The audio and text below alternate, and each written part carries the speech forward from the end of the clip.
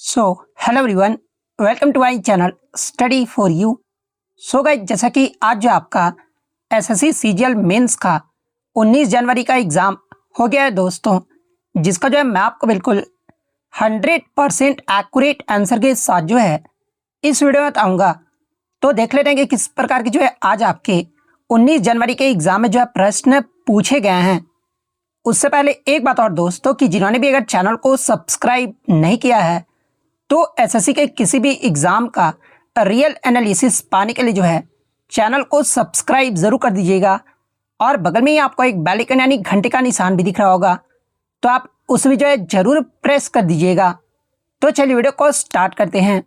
तो आपका पहला क्वेश्चन यहाँ पर आया था कि प्रसिद्ध गायक और संगीतकार भूपेन हजारिका को जो है ना उनके महान योगदान के कारण और किस लोकप्रिय नाम से जो इन्हें जाना जाता है, ये आपसे पूछा गया था। जहाँ पे आपके चार ऑप्शन जो वो दिए गए थे। तो देखिए मैं आपको बता दूं कि भूपेन हजारिका को जो है ना उनके मधुर और प्रभावशाली आवाज़ के कारण जो है इन्हें आपका लोकप्रिय रूप से जो है ना ये आपका सुधा कंठ का अर्थ क्या होता है, तो आपका अमृत कंठ या फिर मधुर कंठ।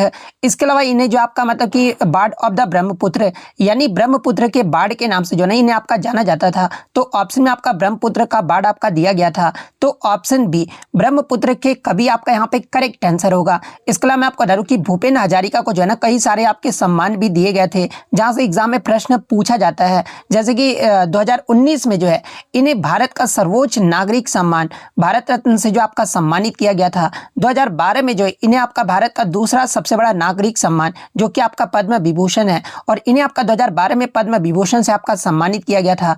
2001 में जो इन्हें आपका पद्म भूषण से 1977 में जो है इन्हें पद्मश्री अवार्ड से सम्मानित किया गया था। 1992 में जो है ये आपका सिनेमा के क्षेत्र में भारत का जो सर्वोच्च पुरस्कार है ये आपका दादा साहेब फाल्के पुरस्कार है, और इन्हें आपका 1992 में जो है ना दादा साहेब फाल्के पुरस्कार से जो आपका सम्मानित किया गया था। 1987 में जो है इन्हें आपका संगीत नाटक अकेडमी पुरस्कार से जो आपका सम्मानित किया गया था। 2008 में जो इन्हें आपका फेलोशिप अवार्ड से जो आपका सम्मानित किया गया था। इनके अलावा अगर अन्य विकल्प की बात कर ले तो देखिए स्वर कोकिला के नाम से ये जो आपका मतलब किसे जाना जाता है, तो देखिए ये जो आपका सम्मान है ना ये लता मंगेशकर को जो आपका दिया जाता है। पंजाब केसरी जो है ये आपका लाला लाजपत राय को जो आपका कहा जाता है। लोकनायक जो है नहीं आपका जयप्रकाश नारायण को जो आपका कहा जाता है। तो ये सारे फैक्ट जो आपको ध्यान में रखना है। नेक्स्ट आपका क्वेश्चन बताए कि निम्नलिखित कथनों पर विचार कीजिए और बताइए कि इनमें से कौन सा कथन जो है ना आपका सही दिया गया है। जहां पे दो कथन आपके जो वो दिए गए थे।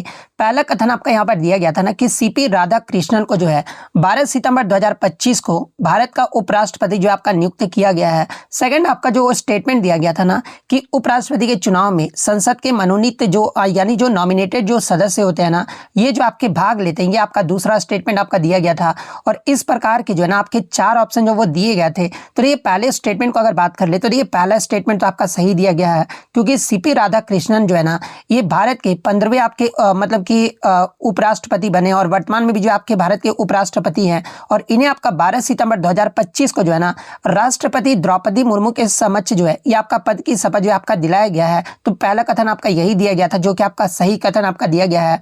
दूसरा कथन भी जो आपका सही है, क्योंकि भारतीय संविधान के अनुच्छेद 66 के अकॉर्डिंग जो है ना उपराष्ट्रपति का चुनाव जो है एक आपका निर्वाचक मंडल यानी इलेक्टोरल कॉलेज द्वारा जो आपका किया जाता है, जिसमें आपके संसद के दोनों सदन कहने का मतलब कि लोकसभा और राज्यसभा के जो है ना सभी सदस्य तो आपके शामिल होते ही हैं। इसके अलावा आपके जो इलेक्टेड यानी निर्वाचित और जो आपके नॉमिनेटेड यानी मनोनीत जो सदस्य होते हैं ना ये दोनों प्रकार के सदस्य जो है ये आपके मतदान जो आपके करते हैं। यानी दूसरा कथन भी जो आपका सही दिया गया है। तो मतलब कि एक और दो दोनों कथन किस ऑप्शन में, तो ऑप्शन सी में आपका दिया गया है। तो ऑप्शन सी आपका करेक्ट आंसर होगा। नेक्स्ट आपका क्वेश्चन बताए कि व्यायाम करने पर मांसपेशियों में थकावट क्यों होती है, आपसे पूछा गया था। हालांकि क्वेश्चन का लैंग्वेज थोड़ा टफ टाइप का पूछा गया था, लेकिन जो आंसर आ रहा था ना वो लैक्टिक एसिड ही आ रहा था, क्योंकि व्यायाम करने पर जो मतलब मांसपेशियों में जो थकावट आती है ना ये लैक्टिक एसिड के कारण ही आपका आता है। तो ऑप्शन बी लैक्टिक एसिड आपका करेक्ट आंसर होगा। नेक्स्ट आपका यहाँ पर क्वेश्चन आया था कि निसार जो है ना निम्नलिखित में से किसका एक संयुक्त मिशन है, आपसे पूछा गया था। जहाँ पे इस प्रकार के चार ऑप्शन जो वो दिए गए थे। हालांकि ऑप्शन इस प्रकार से आपका नहीं दिया गया था, लेकिन मैं ऑप्शन जो है ना अपनी तरफ से जो वो लिया हूँ। मैं पहले ही आपको क्लियर कर दूं कि ऑप्शन जो भी बच्चों को मेमोरी बेस्ड क्वेश्चन याद रहते हैं उसी बेस्ड पर जो है मैं ऑप्शन जो आपके लिए तैयार करता हूँ। तो देखिए मैं आपको बता दूं कि निसार का सबसे पहले फुल फॉर्म क्या होता है। तो देखिए इसका जो फुल फॉर्म होता है ना ये आपका NASA ISRO synthetic aperture radar होता है। और इस मिशन का जो उद्देश्य है ना, यानी आपका जो निसार मिशन का उद्देश्य है, ये आपके पृथ्वी के अवलोकन के लिए जो ये आपका बनाया गया एक आपका उपग्रह मिशन है। और इसका जो मुख्य कार्य है ना, ये पृथ्वी की सतह में होने वाले सूक्ष्म परिवर्तन कहने का मतलब कि जैसे ग्लेशियरों का पिघलना हो गया, भूकंप हो गया, सुनामी और ज्वालामुखी, इसको जो है ना वैश्विक स्तर पर जो आपका मानचित्रित करना, इसका जो आपका मुख्य कार्य होता है। इसके अलावा तकनीकी विशेषता की बात कर ले तो देखिए, ये जो आपका निसार है ना, ये आपका दुनिया का पहला ऐसा मिशन है जिसमें आपका एल बैंड और एस बैंड दोनों रडार जो है ना, ये आपके मतलब कि आवृत्तियों का उपयोग जो आपका किया जाता है। जिसमें एल बैंड रडार की बात कर ले तो इसे जो आपका अमेरिका की अंतरिक्ष एजेंसी नासा के द्वारा जो आपका विकसित किया गया है। एस बैंड की बात कर ले तो इसे आपका भारत की अंतरिक्ष एजेंसी इसरो के द्वारा जो है ना, ये आपका विकसित किया गया है। इसके अलावा अगर अन्य जानकारी की बात कर ले तो ये निसार मिशन का जो प्रक्षेपण है ना, ये आपका इसरो के GSLV Mark 2 रॉकेट के द्वारा आपका किया गया है। और ये जो आपका उपग्रह है हर 12 दिनों में जो है ना मतलब कि पूरी पृथ्वी का स्कैन करने की क्षमता भी जो है आपका रखता है। तो ये पॉइंट भी आप ध्यान में रखिएगा। तो ऑप्शन के अकॉर्डिंग अगर बात कर ले कि निसार निम्नलिखित में से किसका एक संयुक्त मिशन है, तो आपका नासा और इसरो का जो है ना, ये आपका एक संयुक्त मिशन है। और नासा कहाँ का है, तो ये आपका अमेरिका का है, इसरो आपका भारत का है। तो ऑप्शन बी आपका यहाँ पे करेक्ट आंसर होगा। और एक बात मैं बोलना चाहता हूँ कि बहुत सारे बच्चे ये होंगे कि सर आप एक्स्ट्रा फैक्ट क्यों बता रहे हैं। तो देखिए, आंसर की आपको टेलीग्राम पर दे दिया गया है। मेरा काम कर्तव्य मैं आपको पहले भी बता दिया हूँ। मेरे चैनल से अगर आप जुड़े हो, नहीं तो आप अनसब्सक्राइब कर सकते हो, ठीक है। मैं मतलब कि आपको फोर्सफुली तो नहीं करूँगा, लेकिन मैं आपको बता रहा हूँ कि जो भी क्वेश्चन बताता हूँ मैं आगे आने वाले दिनों के लिए बच्चों के लिए भी बताता हूँ, सिर्फ आपके लिए नहीं बताता हूँ। आपको अगर सिर्फ आंसर की देखना है तो आप टेलीग्राम पर जाकर, मेरे टेलीग्राम पर जाकर भी जो है आप अपना आंसर की जो वो मिला सकते हैं। तो जिसको ये फालतू वीडियो लग रहा हो तो वो डिसलाइक मार सकते हैं, लेकिन मैं अपनी मतलब कि क्वालिटी में तो आपका कंप्रोमाइज जो वो बिल्कुल नहीं करने वाला हूं। तो बस मैं यही आपसे मतलब कि एक मतलब बोलता हूं कि जो भी क्वेश्चन होता है ना, मैं उसका पोस्टमार्टम जो वो करना चाहता हूं, मेरी एक यही इच्छा होती है। तो आपको मतलब कि आंसर की सिर्फ आपको मिलाना हो तो आप टेलीग्राम पर मेरे जुड़ सकते हैं, वहां पर आंसर की जो आपको प्रोवाइड कर दिया गया है। नेक्स्ट क्वेश्चन आपका बताते हैं कि भारतीय न्याय संहिता यानी BNS 2023 के अकॉर्डिंग जो है ना, यदि कोई व्यक्ति लापरवाही से वाहन चलाकर किसी की मृत्यु का कारण बनता है और पुलिस या फिर मजिस्ट्रेट का मतलब की सूचना दिए बिना ही जो है घटना स्थल से अगर वो भाग जाता है ना, यानी ये जो आपका हिट एंड रन केस हो गया, तो उस मतलब कि उसे अधिकतम जो है ना कितनी सजा हो सकती है आपसे पूछा गया था। जहाँ पे इस प्रकार के आपके 4 ऑप्शन जो वो दिए गए थे। तो देखिए, सबसे पहले मैं आपको बता दूं कि ये जो आपका BNS यानी भारतीय न्याय संहिता 2023 जो है ना, ये किसको जो है मतलब कि आपका जो है आपका जगह लिया है। तो ये आपका भारत की नई आपराधिक संहिता, जिसे आपका भारतीय दंड संहिता यानी IPC 1860 का जो है ना, ये भारतीय न्याय संहिता जो है आपका जगह लिया है, जो कि एग्जाम में पूछा भी जाता है। और भारतीय न्याय संहिता 2023 की धारा 106 के क्लोज 2 के अकॉर्डिंग जो है ना, लापरवाही से वाहन चलाकर किसी की मृत्यु का कारण बनने और पुलिस या फिर मजिस्ट्रेट को सूचना दिए बिना घटनास्थल से भाग जाता है, यानी हिट एंड रन के केस होता है ना, तो अधिकतम जो है 10 वर्ष तक की कैद और जुर्माने की सजा जो है आपका हो सकता है। और यही आपसे पूछा गया था। तो ऑप्शन सी 10 साल की कैद और जुर्माना आपका यहाँ पे करेक्ट आंसर होगा। लेकिन मैं आपको बता दूं कि धारा 106 के क्लोज 1 में आपका ये कहा गया ना कि यदि चालक घटनास्थल पर आपका रुकता है या पुलिस को तुरंत सूचित कर देता है ना, तो ये जो आपका धारा 106 के क्लोज 1 के अंतर्गत जो ये आपका आता है, जिसमें अधिकतम सजा जो है ना, ये आपका 5 साल है। लेकिन मतलब भागे जाने यानी हिट एंड रन की स्थिति में जो है ना, ये जो सजा बढ़कर जो है आपका 10 साल का हो जाता है। तो ये फैक्ट भी आपको ध्यान में रखना है। नेक्स्ट आपका क्वेश्चन है कि फीबा के आधिकारिक नियमों के अनुसार जो है ना, एक बास्केटबॉल खेल में कितने क्वार्टर होते हैं और प्रत्येक क्वार्टर की अवधि जो है ना, ये क्या होती है आपसे पूछा गया था। जहाँ पे इस प्रकार के 4 ऑप्शन जो वो दिए गए थे। तो ये मैं आपको बता दूं कि इसमें जो आपका फीबा के आधिकारिक नियमों के अकॉर्डिंग जो है ना, आपका जो मतलब कि क्वार्टर की जो संख्या होती है, ये आपका 4 क्वार्टरों में जो आपका विभाजित किया जाता है। और इसकी अगर अवधि की बात कर ले तो ये क्वार्टर की जो अवधि होता है ना, ये आपका 10 मिनट का होता है। तो 4 क्वार्टर और प्रत्येक 10 मिनट किस ऑप्शन में, तो ऑप्शन सी में आपका दिया गया है। तो ऑप्शन सी आपका करेक्ट आंसर होगा। नेक्स्ट आपका क्वेश्चन बात है कि मई 2025 में घोषित पुलित्जर पुरस्कारों में फिक्शन श्रेणी में किसी उपन्यास से जेम्स के लिए जो है ना, ये आपका सम्मानित किया गया, ये आपसे पूछा गया था। जहाँ पे इस प्रकार के 4 ऑप्शन जो वो दिए गए थे। तो देखिए, मैं आपको बता दूं कि अमेरिकी लेखक पर्सिवल एवरेट को जो है ना, उनके उपन्यास जेम्स के लिए 2025 का जो है, इन्हें आपका पुलित्जर पुरस्कार फिक्शन श्रेणी के लिए जो आपका दिया गया है। तो पर्सिवल एवरेट ऑप्शन बी में आपका दिया गया है। तो ऑप्शन बी आपका करेक्ट आंसर होगा। नेक्स्ट क्वेश्चन फिर आपका मतलब कि स्टेटमेंट से ही पूछा गया था, जहां पे आपके दो कथन जो आपके दिए गए थे।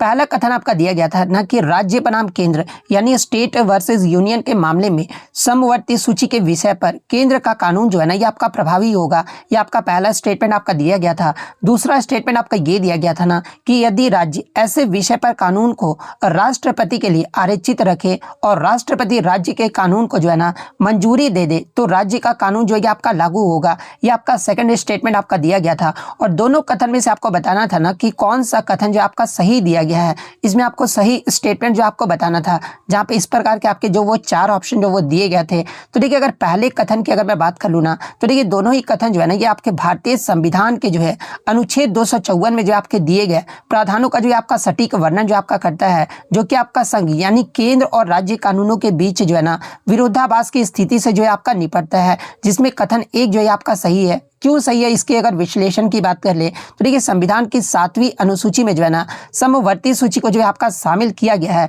जिसमें केंद्र और राज्य दोनों कानून जो है आपका बना सकते हैं। और अनुच्छेद 254 के क्लोज 1 के अकॉर्डिंग जो है ना यदि समवर्ती सूची के किसी विषय पर जो है आपका संसद यानी केंद्र और राज्य विधानमंडल दोनों द्वारा बनाए गए कानूनों के बीच कोई आपका असंगति या फिर टकराव होता है ना, तो संसद द्वारा बनाया गया कानून ही जो है ये आपका प्रभावी होता है और राज्य का जो कानून होता है ना उस विरोधाभास की सीमा तक जो है ये आपका शून्य जो आपका माना जाता है। इसलिए स्टेटमेंट 1 आपका जो वो सही दिया गया है। सेकंड स्टेटमेंट भी जो आपका वो सही है। क्योंकि क्यों सही है? क्योंकि ये जो है आपका नियम है ना एक आपका महत्वपूर्ण मतलब कि अपवाद के साथ होता है, जो कि आपका अनुच्छेद 254 के क्लोज 2 में जो आपका वर्णित है। और इसमें आपका क्या वर्णित है तो देखिए यदि राज्य द्वारा बनाया गया कानून जो है ना संसद के कानून के विरुद्ध है, लेकिन उस राज्य के कानून को जो है ना राष्ट्रपति के विचार के लिए आपका आरक्षित किया गया था और राष्ट्रपति ने उस पर अपनी सहमति जो है आपका दे दी है, तो आपका राज्य का कानून जो है उस विशेष राज्य में जो है ना ये आपका प्रभावी होगा। हालांकि मैं आपको बता दूं कि संसद के पास अभी भी इस राज्य कानून के बाद जो है ना संशोधित करने या फिर रद्द करने की शक्ति जो है आपका बना रहता है। लेकिन मतलब कि दूसरा भी कथन आपका टेक्निकली रूप से जो है ना ये आपका सही दिया गया है, यानी दोनों ही कथन आपके जो वो सही दिए गए हैं। तो ये किस ऑप्शन में? तो ऑप्शन सी में आपका दिया गया है। तो ऑप्शन सी आपका करेक्ट आंसर होगा। नेक्स्ट आपका क्वेश्चन बताए कि मैक्रो इकोनॉमिक्स में निम्नलिखित में से किसे सरकार के जो है ना राजकोषीय स्वास्थ्य के आकलन के लिए उपयोगी माना जाता है, जिसमें वर्तमान उधार मतलब कि पर जो ये आपके दिए जाने वाले ब्याज भुगतान यानी इंटरेस्ट पेमेंट को जो है ना ये आपका शामिल नहीं किया जाता। ये आपसे पूछा गया था, जहाँ पे इस प्रकार के 4 ऑप्शन जो वो दिए गए थे। तो देखिए मैं आपको बता दूं कि माइक्रो इकोनॉमिक्स में सरकार के राजकोषीय स्वास्थ्य के आकलन के लिए जो है ना ये आपका प्राइमरी डेफिसिट यानी प्राथमिक घाटा को जो है ना से जो ये आपका उपयोगी माना जाता है, जिसमें आपका वर्तमान उधार पर दिए जाने वाले ब्याज भुगतान यानी इंटरेस्ट जो पेमेंट्स होते हैं ना इसे जो आपका शामिल नहीं किया जाता। तो यही आपसे पूछा गया था। तो ऑप्शन सी प्राइमरी डिफिसिट यानी प्राथमिक घाटा आपका करेक्ट आंसर होगा। प्राथमिक घाटा के अगर बारे में मुख्य बात कर ले तो इसका प्राइमरी डेफिसिट का परिभाषा क्या होता है? तो देखिए ये सरकार के कुल राजकोषीय घाटा यानी फिस्कल डेफिसिट में से जो है ना पिछले ऋणों पर आपका किए गए ब्याज भुगतान को घटाकर जो है ना इसे जो आपका निकाला जाता है। और इसका सूत्र क्या होता है? तो देखिए प्राइमरी डेफिसिट का जो सूत्र है ना ये राजकोषीय घाटा से जब आप मतलब कि ब्याज भुगतान को माइनस करोगे ना तो आपका प्राइमरी डेफिसिट जो है आपका निकल कर आ जाएगा। और ये आपका क्या बताता है? तो ये आपका ये बताता है ना कि सरकार को अपने वर्तमान खर्चा यानी ब्याज को छोड़कर जो है ना पूरा करने के लिए कितनी उधार की आवश्यकता है। एक गिरता हुआ या फिर कम प्राथमिक घाटा बेहतर राजकोषीय अनुशासन का जो ये आपका संकेत माना जाता है। वहीं अगर फिस्कल हेल्थ की बात करें तो देखिए फिस्कल हेल्थ आपका ये दर्शाता है ना कि क्या सरकार का राजस्व उसके गैर ब्याज मतलब कि खर्चों को पूरा करने के लिए आपका पर्याप्त है। ये आपका फिस्कल हेल्थ जो है आपका दर्शाता है। तो ये फैक्ट भी आपको ध्यान में रखना है। नेक्स्ट आपका क्वेश्चन है कि सल्तनत काल के दौरान अलाउद्दीन खिलजी के द्वारा लगाए गए बाजार नियंत्रण यानी मार्केट कंट्रोल या फिर मूल्य नियंत्रण प्रणाली का जो है ना मुख्य उद्देश्य क्या था? ये आपसे पूछा गया था, जहां पे इस प्रकार के आपके 4 ऑप्शन जो वो दिए गए थे। तो देखिए मैं आपको बता दूं कि अलाउद्दीन खिलजी की जो आपका मार्केट कंट्रोल सिस्टम था ना यानी बाजार नियंत्रण जो प्रणाली था, इसका जो मुख्य उद्देश्य है ना अपनी विशाल और शक्तिशाली सेना के लिए जो है सस्ती दरों पर आवश्यक वस्तुएं कहने का मतलब कि अनाज अनाज, कपड़े, घोड़े, दास की उपलब्धता जो है ये आपका सुनिश्चित करना था और महंगाई और जमाखोरी जो है ना ये आपका रोकना था, जिससे सैनिक कम वेतन पर भी जो है ये आपका गुजारा जो है आपका कर सके और विद्रोह जो है ये आपका देखने को ना मिल सके, तथा राज्य की आर्थिक और राजनीतिक जो स्थिरता है ना ये आपके बनाए रखना था, जिसमें केंद्र मजबूत हो सके और विद्रोहों को जो है ना ये आपका रोका जा सके। ये जो आपका बाजार नियंत्रण प्रणाली का जो है ना ये आपका मुख्य उद्देश्य था। तो ये किस ऑप्शन में आपका दिया गया, एक विशाल सेना का कम खर्च पर रख रखाव करना,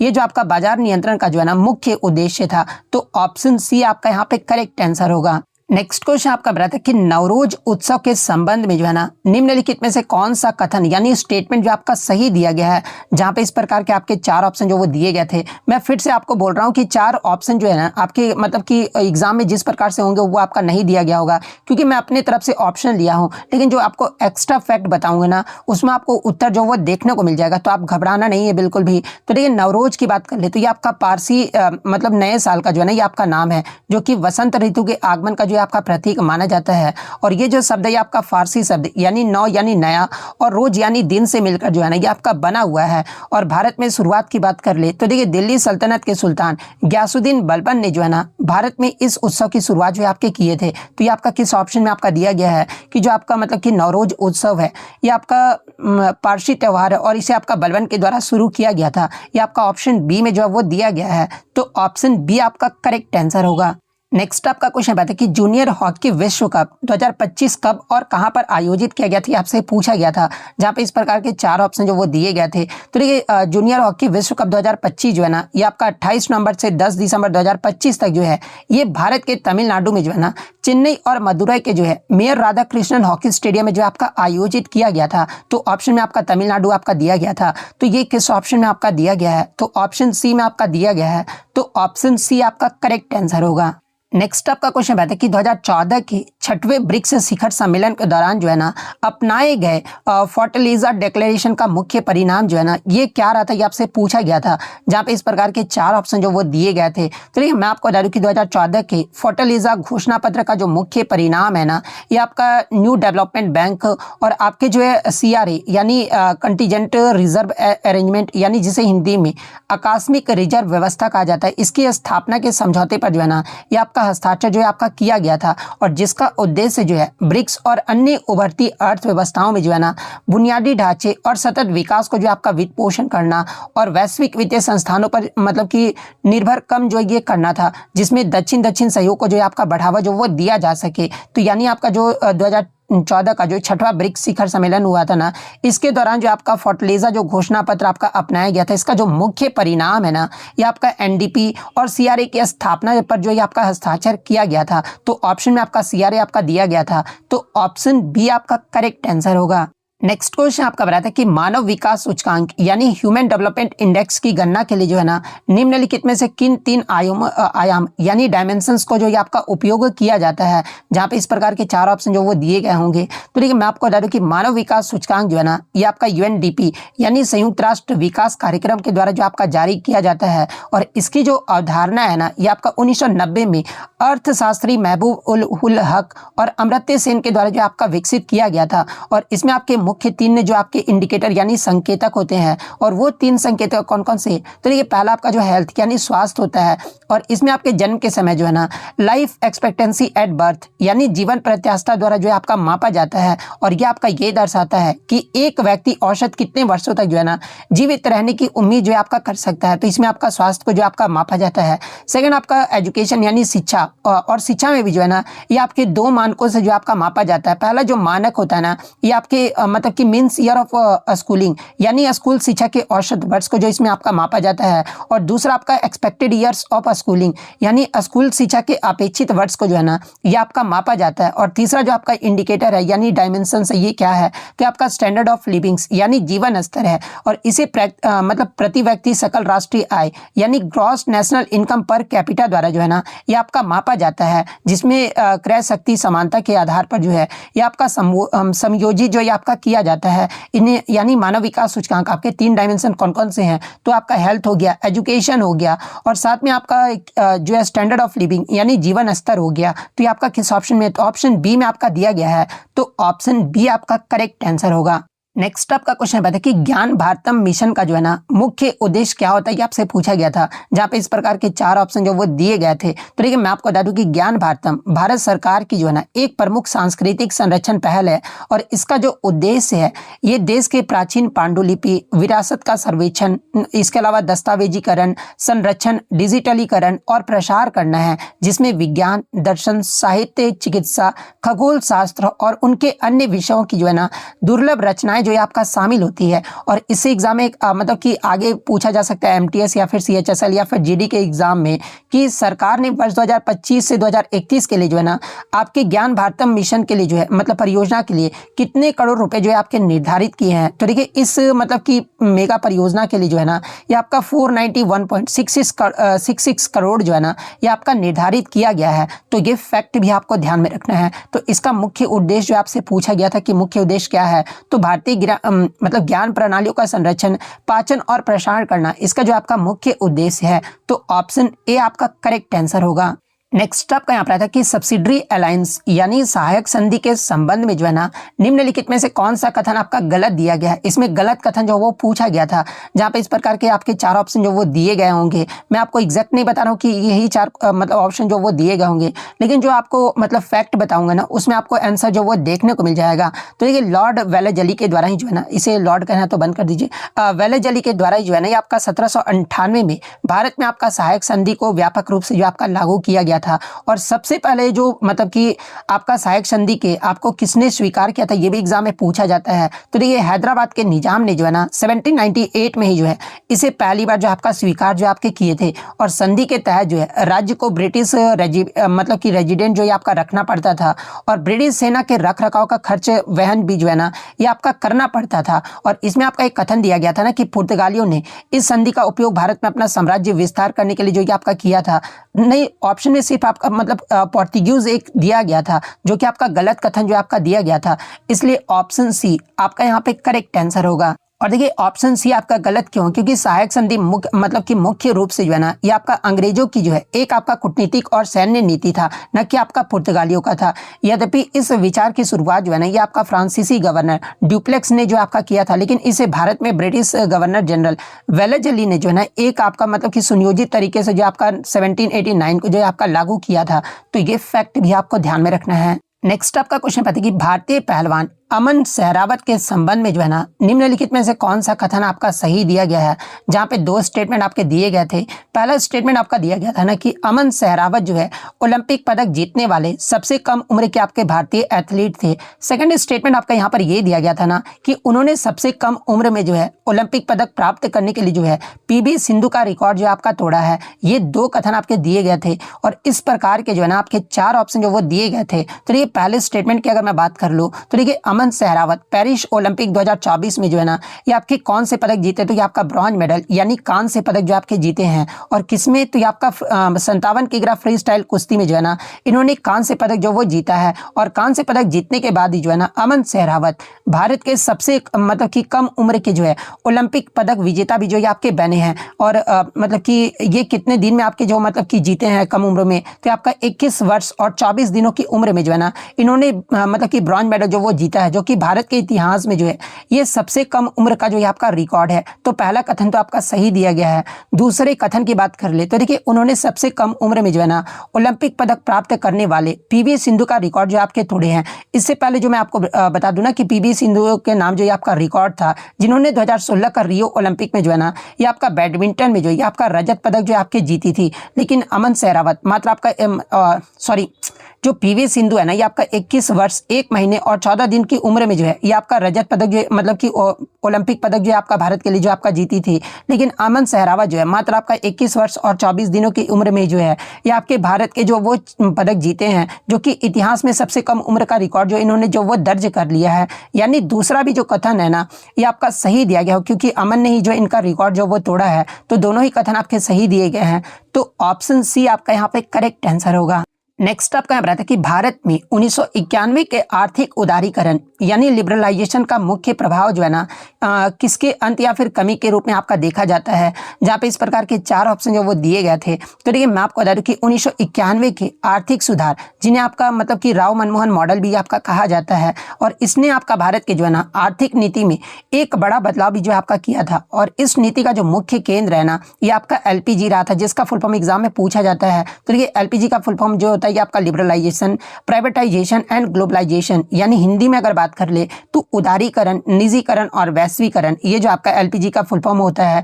जिसमें आपका 1991 के लिबरलाइजेशन में जो है ना ये आपका मतलब कि उदारीकरण का जो सबसे महत्वपूर्ण और ताकत जो प्रभाव रहा था ये आपका क्या रहा था, तो आपका लाइसेंस राज यानी परमिट राज की जो लाइसेंस राज को जो है ये आपका समाप्त कर दिया गया था। और ये आपका लाइसेंस राज क्या था ये अगर पूछा जाए एग्जाम में, तो देखिए 1991 से पहले किसी भी नए उद्योग को शुरू करने या मौजूदा उद्योग का विस्तार करने के लिए जो है ना सरकार से एक जटिल और लंबी लाइसेंसिंग प्रक्रिया से जो आपका गुजरना पड़ता था। और यह व्यवस्था जो है ना ये आपका भ्रष्टाचार और अक्षमता को भी जो है ये आपका बढ़ावा देता था, जो कि आपका 1991 में ये आपका लाइसेंस राज को जो आपका समाप्त कर दिया गया था। और 1991 में उदारीकरण के बाद आपका क्या क्या देखने को मिला था, तो देखिए तत्कालीन वित्त मंत्री डॉक्टर मनमोहन सिंह के द्वारा एक नई औद्योगिक नीति जो आपका पेश किया गया था, जिसमें अधिकांश उद्योगों के लिए जो है ना लाइसेंस की अनिवार्यता को जो है आपका समाप्त कर दिया गया था। यानी कुछ रणनीतिक क्षेत्रों को छोड़कर जो है ना ये आपका जो लाइसेंसिंग था उसे आपका मतलब कि समाप्त कर दिया गया था। और इसका परिणाम क्या रहा था कि इसमें निजी क्षेत्र के लिए जो है ना